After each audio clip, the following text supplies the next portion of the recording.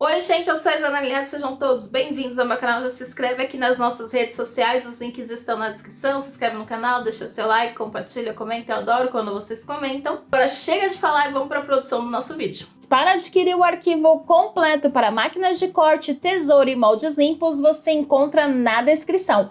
O link dos materiais utilizados com aquele precinho que eu encontro para você na Shopee também está na descrição, assim como o link do molde grátis. E para os novos vídeos não precisa de senha. Não esquece de deixar aquele like e o seu comentário. Bom vídeo!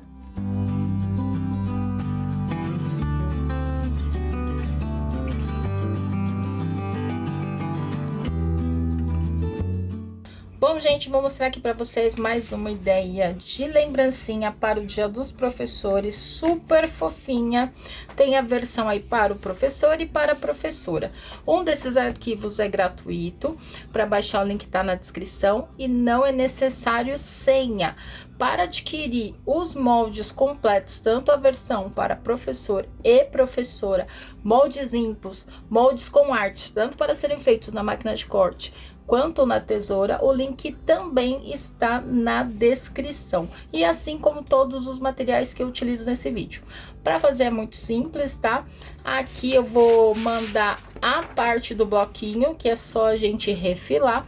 Eu usei aqui 12 folhas, tá? Para fazer a quantidade de impressão, são 4 por página. E olha que bonitinho que fica essa ideia. Aqui tem uma mensagem, é uma caixinha que tem o bloquinho na parte superior. Aqui.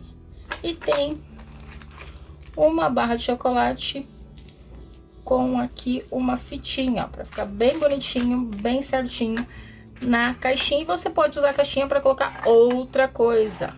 Então vamos para nossa produção, que é muito fácil, muito simples.